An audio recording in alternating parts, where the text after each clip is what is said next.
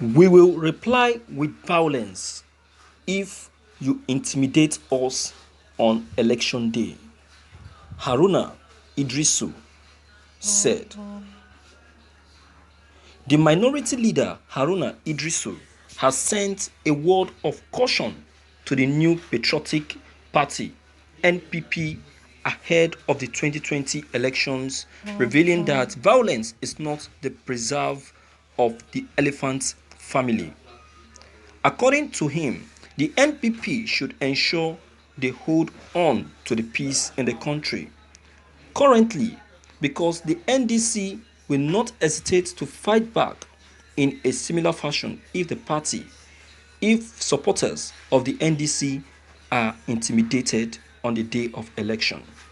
The NPP has no monopoly over intimidation and violence, so they should stop just treating our young people the way they do.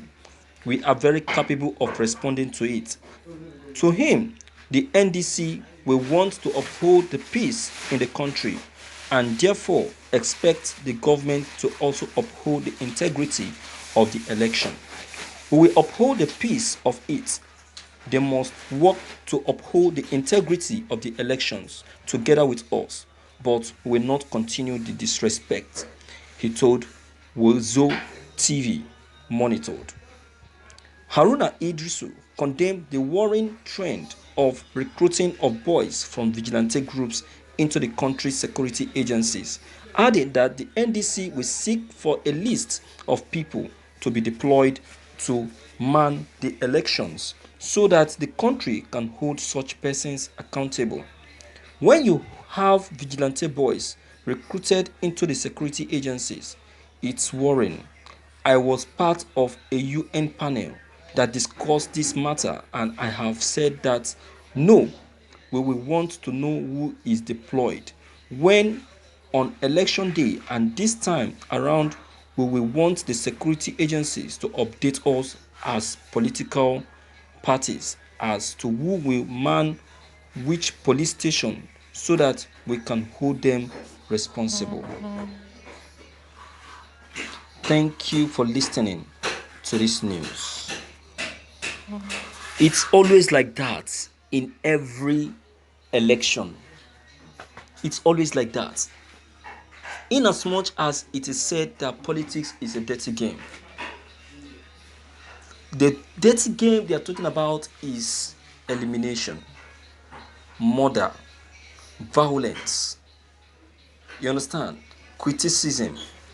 All these things put together is what make it up to be a dirty game.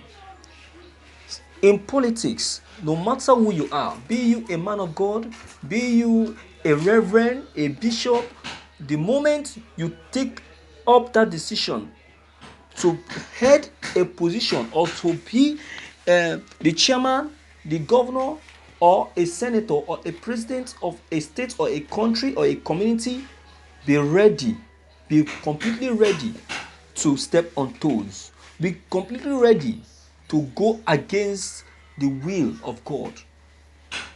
Why? Why is because you will be intimidated. You will be in fact, they will step on your toes. It only takes the grace of God for you to see all of these things and be able to overcome. It only takes the grace of God for you to see all of these things and say no to them. I'm telling you, that is why I was so much angry with this APC governorship aspirant Yamo, with the way he is approaching his political career. He has forgotten his personality as a man of God.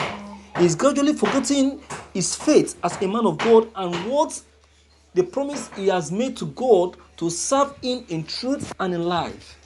Just because he is now coming into politics, just because he's now coming in to be a governor, he's now putting aside all that he has promised to do for God.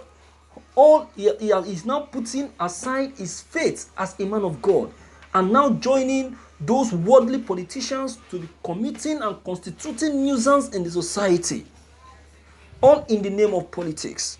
forgetting that yes, God is the one that made it possible for someone to head a country, but he did not say that for you to head a country you must be a murderer, you must be a criminal, you must be an embezzler. God never said so. But it is we human beings that are now doing all of these things. Do you understand?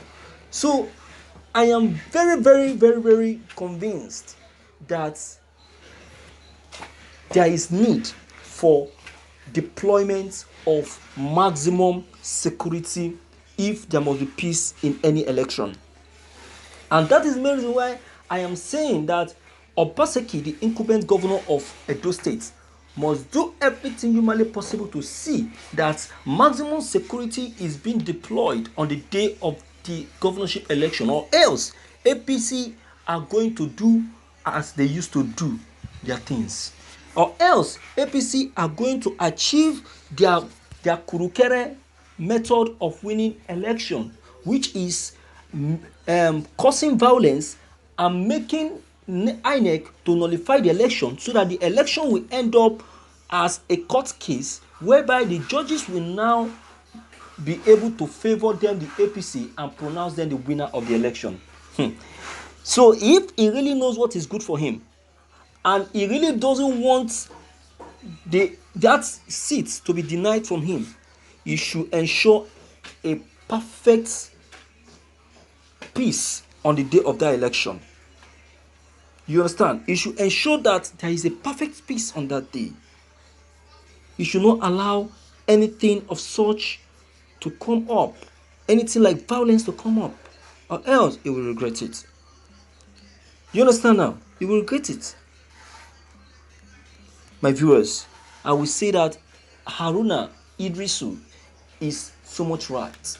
But then, responding back with violence is not the key. But rather, you need to call them to order. You need to what? Caution them. Caution them by deploying maximum security to help put off this menace. It's a menace because it destroyed lives, it destroyed properties, and makes lots of people to go astray. Do you understand what I'm saying? So, my viewers, I don't really know what your own comment concerning all that has just been said may be, but I'm fully convinced that what Haruna Idrisu have just said is the best thing.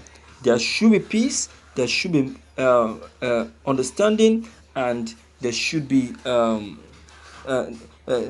dialogue. You understand? Because it is only dialogue that can help solve the situation on ground. All right? So, my viewers, I don't know what your own comment concerning all that Haruna Idrisu may have said concerning the NPP and NDC. Whatsoever it is, please try to be factual. Right? Don't forget to leave them behind. Click on the subscription button as well as bell button to get updated whenever we upload any new videos. Thank you.